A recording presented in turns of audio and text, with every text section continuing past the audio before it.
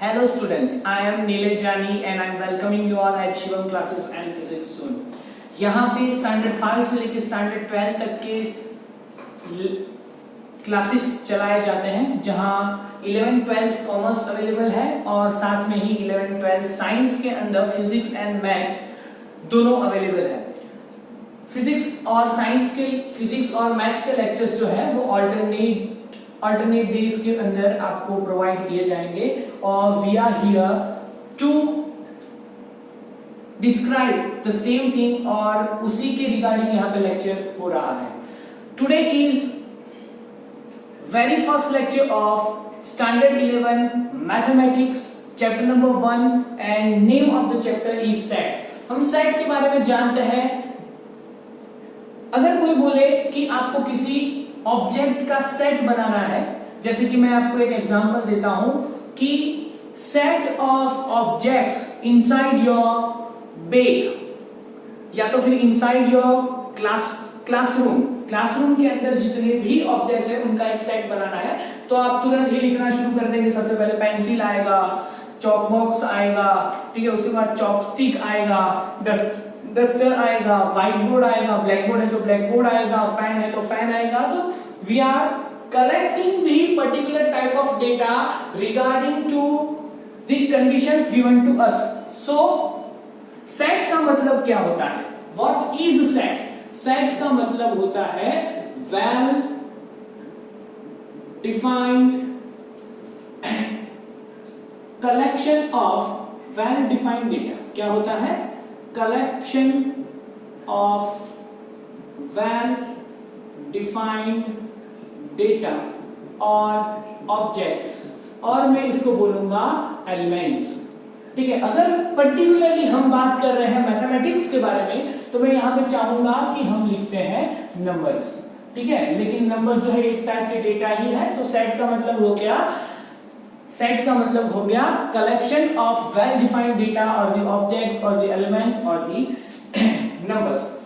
Set कहां पे use होने वाला है? चैप्टर नंबर 2 का नाम है रिलेशंस एंड फंक्शंस। तो सेट जो है that is useful to define the relations and functions in mathematics. So in mathematics sets are useful to define relations and functions और relations को define करने के लिए set यूज किया जाता है। और मैथमेटिक्स की डिफरेंट ब्रांचेस के अंदर भी सेट यूजफुल है, जैसे कि जियोमेट्री है, उसके बाद ट्रिगोनोमेट्री है, ठीक है, वेक्टर्स है। वो हर जगह पे सेट का थोड़ा बहुत यूज तो होता ही रहता है और सेट का डायरेक्ट या indirect use with the help of relations और फंक्शंस की मदद से किया जाता है। सबसे पहले सेट का डेफिनेशन किसने दिया था? जॉर्ज कैंटोर ने दिया था। किसने दिया था? डेफिनेशन ऑफ सेट और elaboration of the set firstly given by George Centaur.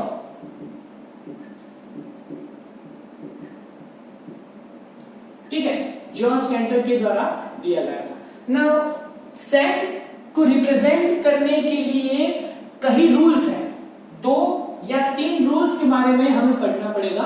Rules to describe set. सबसे पहले टोटल 3 रूल है, मैं बताऊं। Right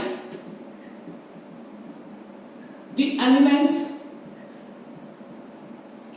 by separating them with comma and put them between curly brackets। हमें curly bracket के बीच में इनको डालना है। ठीक है, every set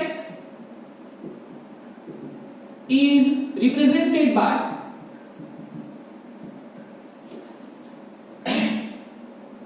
capital letters।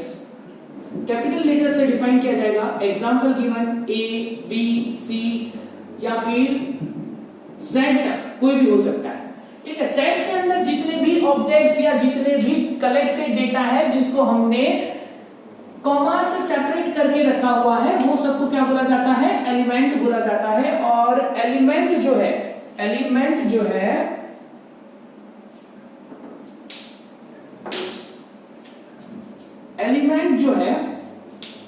वो किस चीज से डिफाइन किया जाता है, किस चीज से रिप्रेजेंट किया जाता है?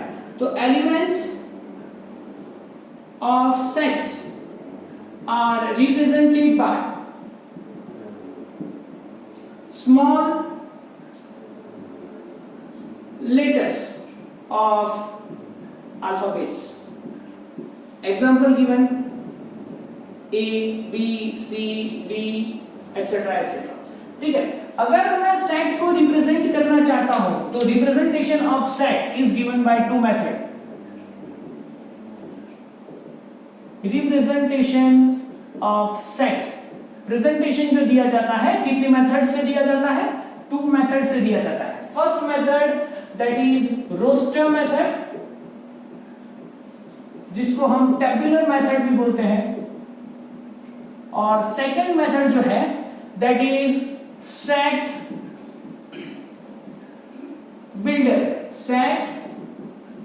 बिल्डर फॉर्मेशन, उसके अंदर भी लिखा जाता है, ठीक है। अगर मैं किसी चीज के बारे में डेटा कलेक्ट करने को बोलता हूं, जैसे कि एग्जांपल की मैं बोलता हूं make a set of prime numbers less than 7, 7 से छोटे वाले प्राइम नंबर्स का सेट बनाइए। तो आप सबसे पहले क्या करेंगे? प्राइम नंबर्स लिखेंगे। क्या लिखेंगे? Prime numbers 2, 3, 5, 7, 9, 11, 13। उसके बाद कंडीशन देखेंगे, कौन सी कंडीशन है? Less than 7। लेस देन 7 है, इसका मतलब कि आप कौन से लेने वाले? 2, 3 एंड 5। बाकी के सब हमको नहीं चाहिए। So we have elements are, सबसे पहले हमारे पास क्या आ गए?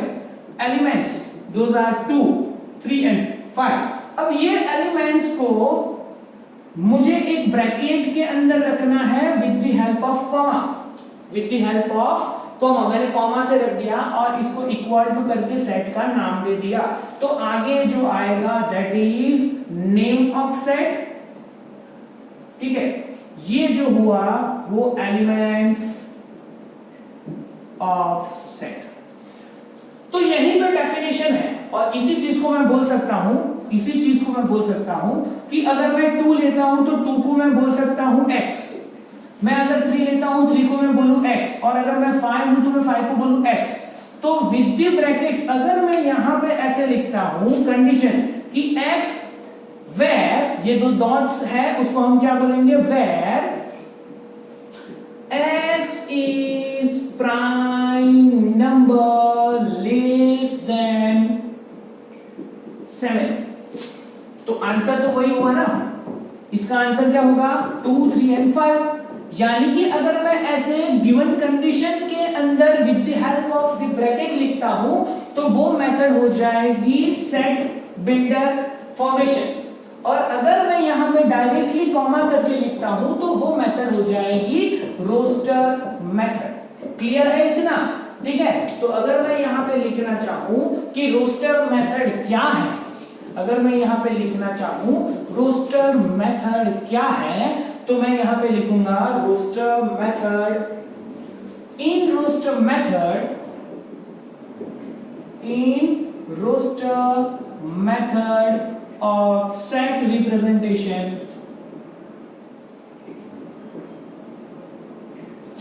every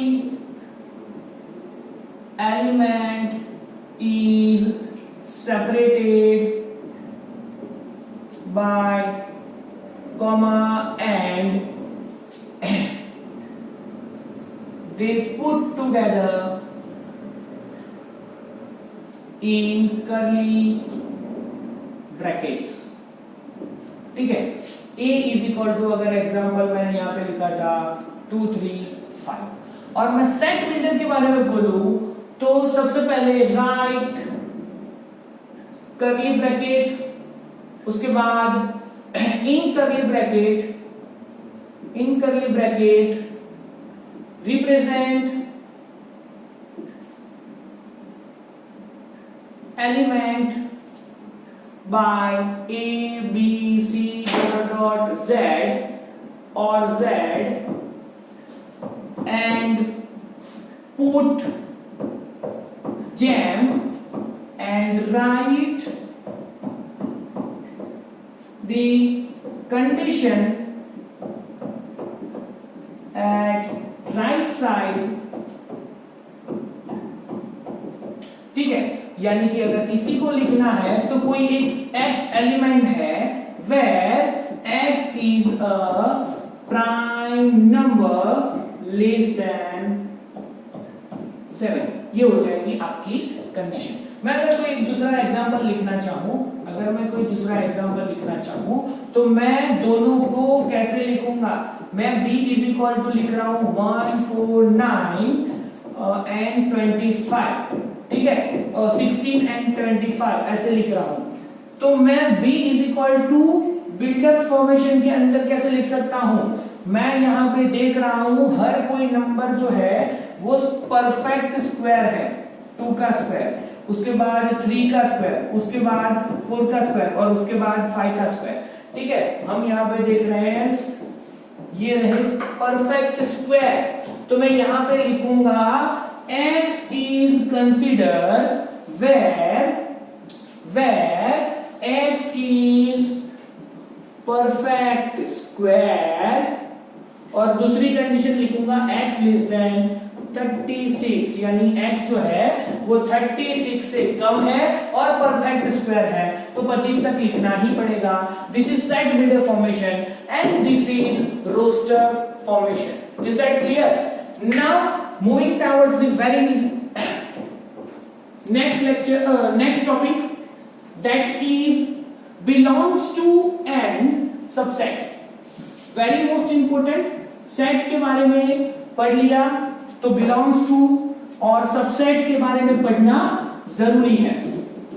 सबसेट जो है थोड़ा बाद में आ रहा है, लेकिन फिर भी हम अभी यहां फ्लो के साथ ले रहे हैं जो इजी रहेगा समझने में।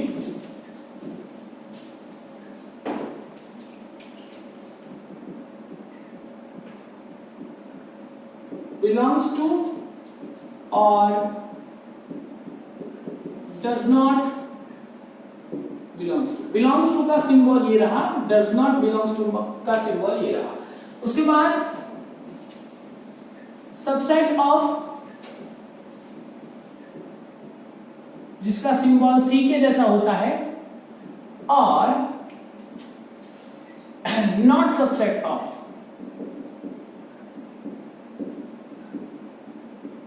ठीक है, सबसेट ऑफ या नॉट सबसेट ऑफ। नाउ मैं यहां पे बताना चाहूंगा बिलोंग्स टू कहां पे आता है। ठीक है, very simple, a is equal to 1 2 3 4 5, ये क्या है? सेट है। और सेट के इनसाइड क्या है? Elements 1 2 3 4 all are elements. अगर मैं ब्रैकेट के साथ नहीं लिखता हूं तो 1 is element, 2 is element, 3 is element, 4 is element, तो हर कोई क्या है? एलिमेंट है। तो हम बोल सकते हैं element is belongs to set. Element जो है वो कहां से बिलोंग करता है? सेट से बिलोंग करता है। तो while there is relation between, while we need to show relation between element and set, then we have to use belongs to or does not belongs to। ठीक है, एग्जाम्पल गिवन, अगर मैं लिखता हूं a is equal to 1 2 3 4, तो here 1 is belongs to a, 2 belongs to a, 3 belongs to a, लेकिन 5 does not belongs to a। लेकिन अगर मैं दूसरा सेट लेता हूं जिसमें 5 10 लिखा हुआ है तो मैं बोलूंगा 1 does not belongs to b, 1 does not belongs to b। वैसे ही मैं यहां पे लिखूंगा 2 does not belongs to b, लेकिन 5 belongs to b, 10 belongs to b। तो बिलोंग्स टू का मतलब कोई भी एलिमेंट अगर सेट में है तो ये एलिमेंट बिलोंग्स टू सेट होगा। तो हम यहां पे बोल सकते हैं element belongs to or not belongs to और इस साइड पे set. So that is the standard formation. Standard formation क्या बोल सकते हैं, लेफ्ट साइड पे अगर एलिमेंट है और राइट साइड पे सेट है तो it shows the relation between element and set. So यहां पे हम यूज करेंगे belongs to does not belongs to। Now why we need to show the relation between two sets, then have to use subset or does not subset। अब मैं बताना चाहूंगा कि हमारे पास दो बहुत ही बड़े हुद्दे वाले लोग हैं, जिसमें से सबसे पहले कौन है, प्रेसिडेंट है, और दूसरे कौन से है, वाइस प्रेसिडेंट है। ठीक है, अब ये बंदों में सबसे ज्यादा पावर किसके पास होगी, प्रेसिडेंट के पास। ठीक है, और वाइस प्रेसिडेंट के पास उनसे कम। अगर वाइस प्रेसिडेंट बोलते हैं कि मेरे पास ये पावर है, तो इसका मतलब कि प्रेसिडेंट के पास तो होगी ही, सीधी सी बात है। वाइस प्रेसिडेंट के पास कोई पावर है तो वो पावर तो प्रेसिडेंट के पास होगी ही। इसका मतलब कि मैं यहां पे बोल रहा हूं ये वाइस सेट है, ये सेट है, ये सेट के पास कोई एलिमेंट है तो कंपलसरी वो एलिमेंट इनके पास होगा ही। लेकिन ऐसा जरूरी नहीं है कि प्रेसिडेंट के पास जो एलिमेंट है वो कंपलसरी वाइस प्रेसिडेंट के पास होना ही चाहिए। अगर मैं एग्जांपल देता हूं कि a इज इक्वल टू 1 2 3 4 है और b इज इक्वल टू 1 2 है और c इज इक्वल टू 3 4 है और d इज इक्वल टू 1 2 3 4 5 है। ठीक है, इतने सारे मैंने ले लिए। तो अब यहां पे मैं दिखाना चाहूंगा कि हाउ इट वर्क्स, कैसे वर्क करता है। 1 2 3 4 एलिमेंट में से 1 2 किसके पास है, b के पास है। सभी के सभी एलिमेंट a के अंदर है तो b जो हो गया वो वाइस सेट हो गया, मतलब सबसेट ऑफ हो गया a। अभी 1 2 3 4 में 3 4 जो है पूरा का पूरा a के अंदर आ गया है तो c is subset of a, मतलब यहां पे लिखा b is subset of a, वैसे ही c is subset of a। ठीक है, अब d के अंदर देखिए 1 2 3 4 5 1 2 3 4 a के अंदर है, लेकिन 5 जो है वो एक्स्ट्रा एलिमेंट है। 5 जो है वो एक्स्ट्रा एलिमेंट है इन d, तो d जो है वो a का सबसेट नहीं होगा लेकिन a सबसेट होगा d का, क्योंकि every element of a is present inside d। Is that clear? So this is relation between two sets। तो जब भी दो सेट के बीच में कोई रिलेशन आता है we will use subset and does not subset of। Is that clear? और while there is relation between element and set at the time we will use belongs to and does not belongs to। Now we will moving towards the example।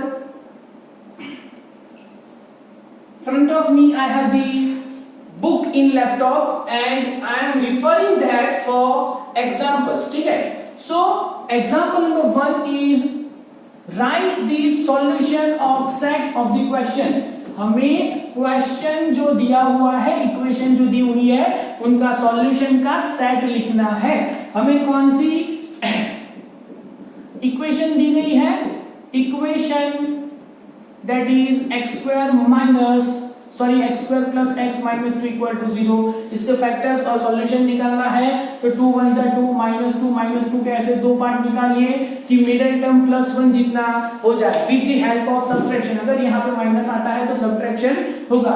2 1 जा 2, बीच वाले की sign बड़े वाले को देनी है और different sign will be there just because this is subtraction. ठीक है, ये मेरी मेथड है समझने के लिए।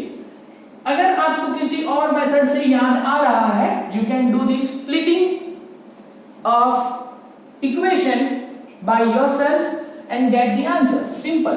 X square plus 2x minus x minus 2 equal to 0।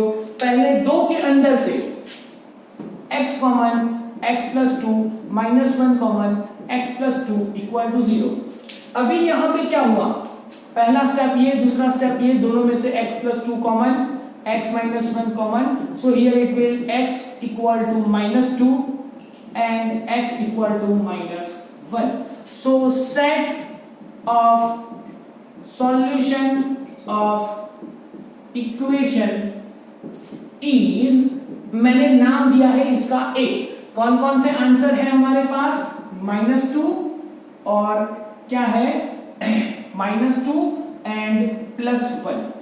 So this is in कौन सा फॉर्मेशन हो गया, इन रोस्टर फॉर्म। कौन से फॉर्म में अंदर लिखा हमने, in roster form. Now example number 2 क्या बोला है, write the set x where x is a positive integer and x square is less than 40 in roster form। कौन से फॉर्म में लिखना है, रोस्टर फॉर्म के अंदर लिखना है आपको। अगर रोस्टर फॉर्म के अंदर लिखना है तो you need values of element, यानी कि हमारे पास क्या है, x square लेस देन 40 और क्या है, पॉजिटिव इंटीजर है x। तो if we take x equal to 1 तो x स्क्वायर इक्वल टू हो जाएगा 1, x इक्वल टू 2 तो x स्क्वायर हो जाएगा 4, x equal to 3 x square हो जाएगा 9, x equal to 4 x square हो जाएगा, x equal to 5 x square हो जाएगा, x equal to 6 x square हो जाएगा 36 और x इक्वल टू 7 लिया तो x स्क्वायर हो जाएगा 49। लेकिन हमें ज्यादातर लोग आंसर में क्या लिखते हैं, a is equal to 1 4 9 16 25 36। Sir बोला तो है लेस देन 40 चाहिए। अरे भाई तुम्हें क्या चाहिए, तुम्हें क्या चाहिए, x चाहिए। तुम किसकी वैल्यू लिख के आ रहे हो, x स्क्वायर की, और बोलोगे 100 में से 100 तो आने ही चाहिए सर, आ ही जाएंगे, सब कुछ लिख के आओ। क्या लिख के आया भाई, वैल्यू यहाँ पे नहीं है, ये कंडीशन है, वैल्यू लेनी है x की। तो right answer will be not this one, your right answer will be a equal to 1 2 3 4 5 and 6। Is that clear? So this is in a roster form. Now next question is question number 3, write the set। हमें एक set लिखना है। Example number 3 क्या दिया गया है, write the set a equal to with the bracket of 1 4 9 16 25 dot dot dot dot, आगे चलेगा in set builder form, in set builder form. Set builder form के अंदर लिखना है, इन सेट बिल्डर फॉर्म के अंदर हमें लिखना है। हम यहाँ पे देख रहे हैं बहुत सारी चीजों की मेथड से, बहुत सारे मेथड से लिख सकते हैं। मैं 2 या 3 टाइप से लिखूंगा, ठीक है। हमारे पास यहाँ पे क्या है, 1 4 9 16 25, मतलब कि 1 का स्क्वायर 2 का स्क्वायर 3 का स्क्वायर 4 का स्क्वायर 5 का स्क्वायर। ओ माय गॉड, यानी कि अगर मैं 1 2 3 4 5 इसको x बोल दूं तो x वेयर हमें क्या लेना है, x लेना है कि x स्क्वायर लेना है, this is in form of x square. तो मैं यहां पे क्या लिख रहा हूं, x स्क्वायर ले रहा हूं, तो x स्क्वायर हो गया where x is positive integer, ठीक है। मैंने क्या बोला, पॉजिटिव इंटीजर बोला। यही चीज को मैं बोल सकता हूं x square, x is natural number, ऐसे भी लिख सकता हूं, ठीक है। अगर मैं x के फॉर्मेशन में लिखूं, कैसे फॉर्मेशन में लिखूं, x के फॉर्मेशन में, x where x is perfect square, x क्या है, x is perfect square। मैं अभी एक एक्स्ट्रा तरीके से लिखना चाहूंगा,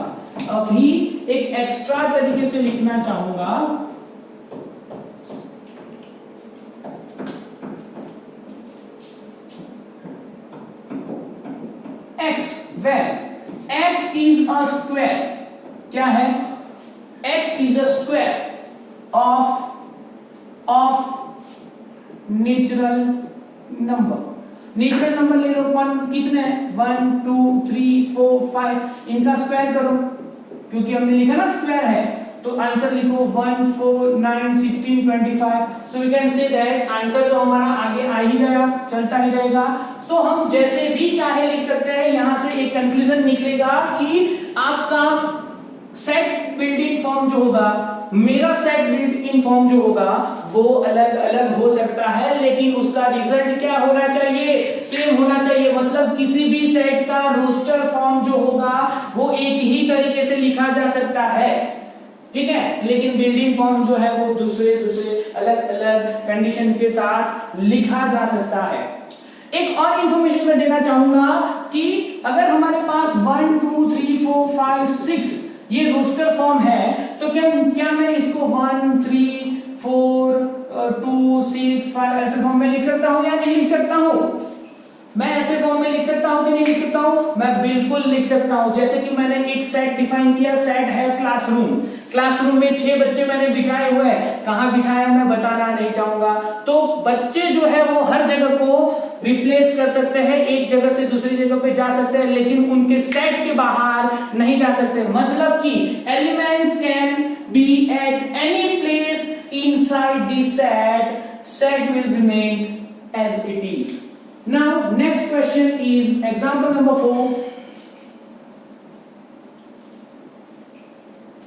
Write the set, example number 4.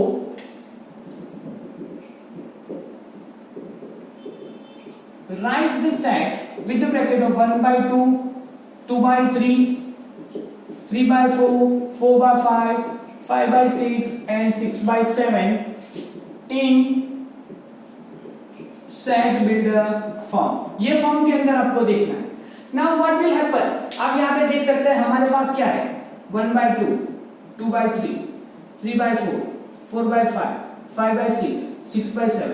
अगर मैं ऊपर वाले को n बोलूं तो नीचे वाले में एक ऐड हो रहा है, हाँ या ना? समझ में आ रहा है कि नहीं आ रहा है? हाँ या ना? आ रहा है।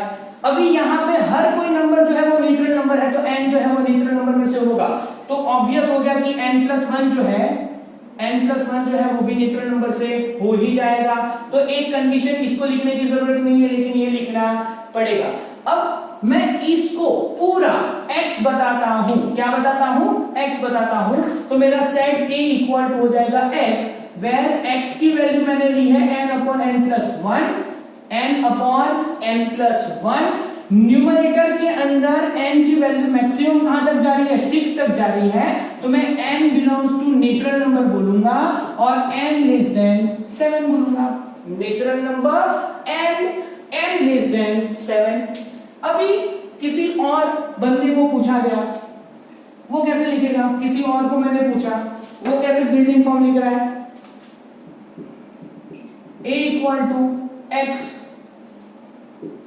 equal to p by q form, where p and q belongs to and, where p and q belongs to and। p जो है कहां से शुरू किया? p जो है 1 से शुरू किया, कहां पे खत्म किया? 7 पे खत्म किया, सॉरी 6 पे खत्म किया। और मैंने Q जो है वो 2 से शुरू किया, कहां पे खत्म किया? 7 पे खत्म किया। Q sorry. चलो कौन बताएगा ये सही है या गलत है? कौन बताएगा सही है या गलत है? यहां पे एक चीज ये समझ लीजिए कि हर कोई कंडीशन के लिए सेट सही होना चाहिए, ठीक है? अगर मैंने P ले लिया 2, तो मैं Q कोई भी ले सकता हूं ना, यहां से Q कोई भी ले सकता हूं, Q कोई भी ले सकता हूं। मैंने लिया 2, सेट बन रहा है क्या? नहीं बन रहा है। तो मतलब कि सेट ऐसे ही बनना चाहिए कि बिल्डिंग फॉर्म ऐसे ही होना चाहिए कि आपकी कंडीशन आपको वापस मिल जानी चाहिए, ठीक है? मतलब कि नेचुरल नंबर से ही लेना है। n ऊपर लिया तो n+1 क्या होना चाहिए? नीचे ही होना चाहिए, दूसरी कोई कंडीशन हमारे पास नहीं है। लेकिन यहाँ पीछे वाले में कंडीशन थोड़ी चेंज कर सकते हैं, अगर कोई दूसरी लिखता है तो चलेगा x equal to n upon n plus 1 where n belongs to n, और n की वैल्यू जो है वो कहाँ से शुरू कर रही है, n की वैल्यू जो है वो कहाँ से शुरू कर रही है, n की वैल्यू जो है वो शुरू कर रही है 1 से, ठीक है, जिसमें 1 को लेना है, और खत्म कहां पे हो रही है, n की वैल्यू 6 पे खत्म हो रही है, जिसमें 6 को लेना है, ठीक है। नेचुरल नंबर से है इसीलिए ऐसे बात किया, 1 लेस देन और इक्वल टू लेस देन 7 भी आप लिख सकते हैं, ठीक है। So this is example number 4। Now example number 5 is given to us, हमको एक एग्जाम्पल नंबर 5 दिया गया है। एग्जाम्पल नंबर 5 के अंदर आपको मैच द फॉलोइंग करना है। क्या करना है, मैच द फॉलोइंग करना है। तो थोड़ा सा लंबा सम है जिसको मैं तुरंत पहले लिखना चाहूंगा। 4 सेट दिए हुए हैं, PRINCAL, उसके बाद विथ ब्रैकेट 0, उसके बाद 1 2 3 6 9 18, उसके बाद 3 -3। यहां पे हमारे पास A B C D 4 condition दी गई है। A के अंदर बोल रहे हैं, A के अंदर क्या बोल रहे हैं कि A जो है वो x में से कोई एक ऐसा पॉजिटिव इंटीजर है and is a divisor of 18, मतलब 18 को हम डिवाइड कर सकते हैं। मतलब A सेट के अंदर x की वैल्यूज है जो डिवाइड कर सकती है 18 को। 1 डिवाइड कर सकती है, 2 से 18 डिवाइड हो सकता है, 3 से 18 डिवाइड हो सकता है, 6 से हो सकता है, 9 से हो सकता है, 18 से हो सकता है। So this are the values of element of set, elements of option A, जिसको मैंने सेट ए बोला हुआ है। कौन कौन से है, 1 2 3 6 9 8। तो इसका मतलब हमारे पास यहां पे बोला कि x where x is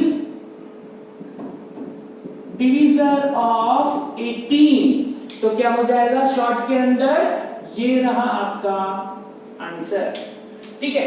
उसके बाद आपको बोला गया है x where x is an integer, x क्या है, इंटीजर है, एंड उसकी x is an integer and x square minus 9 equal to क्या है, 0 है। x square minus 9, तो उसके दो फैक्टर्स निकालने पड़ेंगे आपको। x square minus 9 equal to 0, x का स्क्वायर 3 का square equal to 0, x minus 3, x plus 3 equal to 0, x minus 3 is equal to 0 and x equal to minus 3। तो फैक्टर्स हो गए 3 and minus 3, तो इसका आंसर होगा, sorry, x equal to 3 and x equal to minus 3। तो ये रहा इसका आंसर। तो that is directly connected with what, B। उसके बाद आपका नेक्स्ट सेट है x is an integer and x plus 1, x is an integer and x plus 1 equal to 1। तो अगर x plus 1 equal to 1 है तो x की वैल्यू क्या हो जाएगी, 0, लेकिन उसको सेट में डालना पड़ेगा। तो C is directly connected with what, 2, ठीक है। तो यहाँ पे अपने आंसर्स बन रहे हैं, 1 is directly connected with D, 2 is directly connected with C, third one is directly connected with A, and fourth one is directly connected with B। चलिए ये fourth one directly connected with, चलिए last वाला देखते हैं। x is an letter of word principal, यानी कि यहां पे आपको एक वर्ड दिया गया है x where x is letter of word principle, ठीक है। क्या हो गया है, यहां पे हमारे पास पास है PRINCIPAL। तो मैं अगर सेट बनाना चाहूं PRINCI, लेकिन I तो एक बार आ गया तो I लिखने की जरूरत नहीं है, P एक बार आ गया P लिखने की जरूरत नहीं है, तो A and L। तो we can directly say that one is directly connected with D। So this was the match the following। Now next one that is exercise है, लेकिन वो हम अपने नेक्स्ट लेक्चर के अंदर कंसीडर करेंगे। नेक्स्ट लेक्चर शायद आज ही यही लेक्चर के अंदर आपको दिया जाएगा। Till now we have studied what. सबसे पहले हमने सेट की डेफिनेशन दी। सेट जो है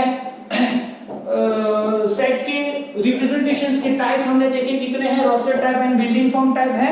और उसके बाद मैंने बताया कि बिलोंग्स टू का यूज क्या होता है और सबसेट ऑफ का यूज क्या होता है। बिलोंग्स टू जो होता है वो यूज होता है to show the relation the number with the set.